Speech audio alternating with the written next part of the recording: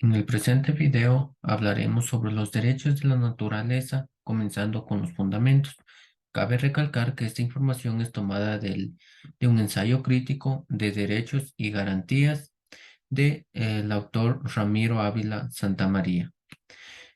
Comenzando con los fundamentos, decimos que la Constitución del 2008 tiene algunas novedades con relación a al constitucionalismo ecuatoriano, regional y mundial, ya que uno de estos reconocimientos de la naturaleza como titular de derechos trajo algunos motivos de críticas sobre los estudiosos del derecho. Los temas a tratar los he dividido en 5 temas. Como son el primero, nos dice que todos los caminos conducen a Roma. Incita a describir los argumentos jurídicos que se podían eximir por negar los derechos de la naturaleza. La segunda, estirar los pies hasta donde alcance la sábana. Afirma que usamos los argumentos tradicionales, cabe reconocer los derechos de la naturaleza. Y en tercer lugar tenemos el camino, caminar alegremente hacia las fuentes. Esto nos dice que busca nuevos fundamentos que enriquecen no solo al debate sobre los derechos de la naturaleza, sino también a toda la teoría del derecho. Y por último tenemos del agujero negro al Big Bang, que es una entrada histórica. Este hace referencia al desarrollo evolutivo de los derechos y considera que el reconocimiento de la titularidad de los derechos de la naturaleza es una etapa inevitable. Comenzando con los temas que he dividido, tenemos todos los caminos conducen a Roma. En este caso nos dice que se suponía que alguna vez en la historia Roma era el centro de la tierra y que tarde o temprano se llegaba por cualquier camino que se tome. Lo mismo podría pensarse en relación a la teoría del derecho y a su relación con el derecho de la naturaleza. Todos los fundamentos de los derechos nos llevan a una conclusión de que la naturaleza no puede ser sujeta de derechos. Em, Pasamos revistas a algunos argumentos jurídicos que se han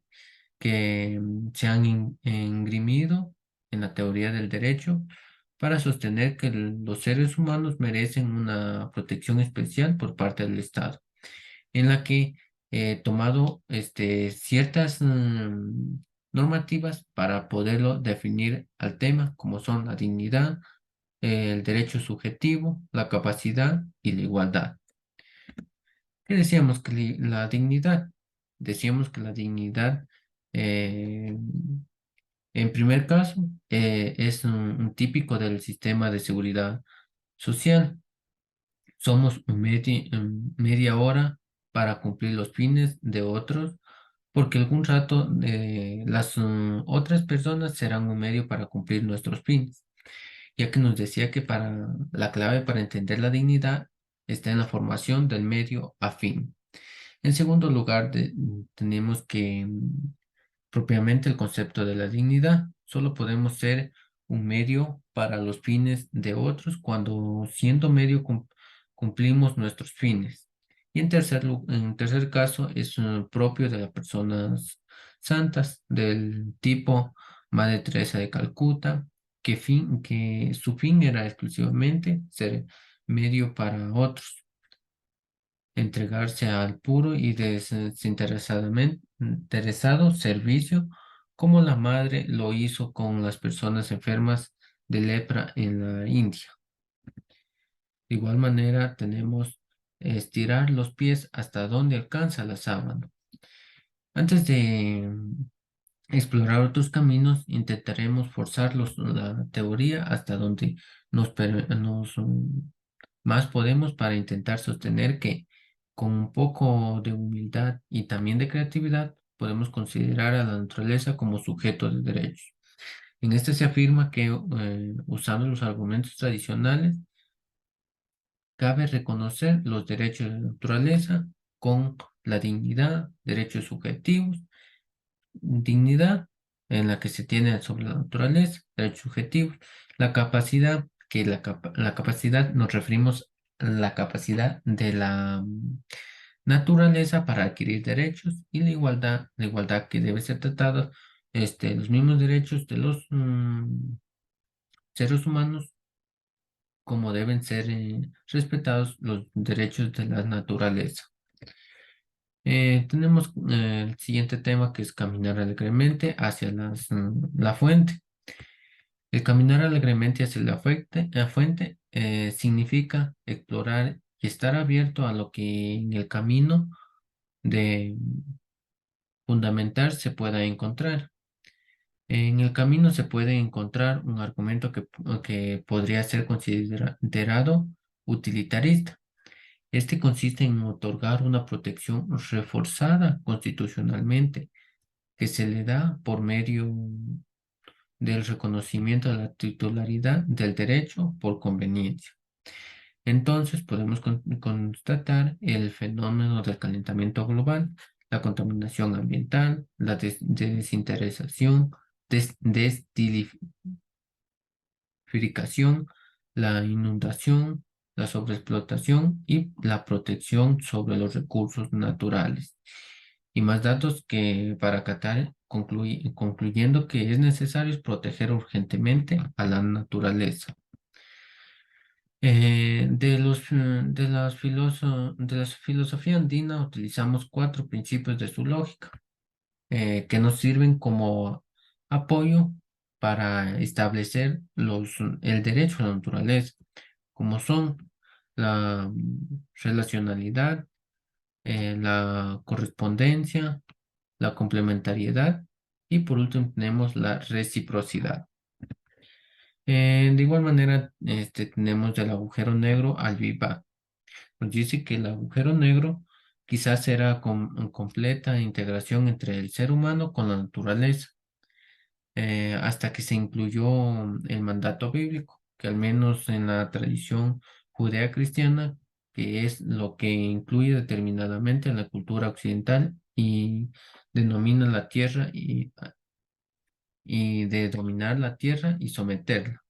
La naturaleza nos dice que está bajo la categoría del derecho de la propiedad.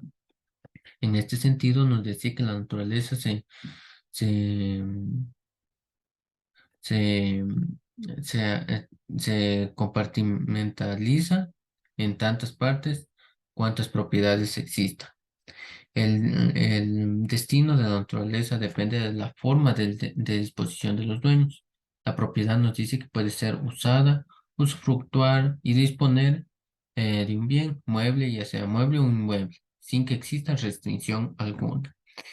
Nos dice que esta declaración de Estocolmo fue una principal evolución que le dio al medio ambiente, en la que nos dice que la declaración de Estocolmo sobre el medio ambiente humano, esta nos dice que fue aprobada en 16 de junio de 1972, en la que marcó un inicio de una nueva era de la concepción del derecho y la naturaleza.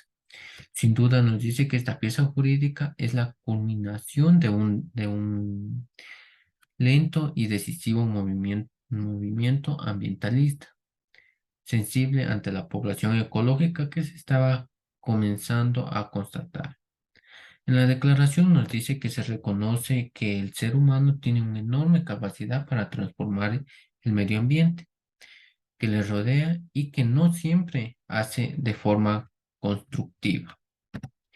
Un hito que estuvo en llamar la atención sobre sobre el problema ambiental, nos dice que ya ha generado y que y que en el establecimiento de, de mínimos normativos para prevenir peores daños.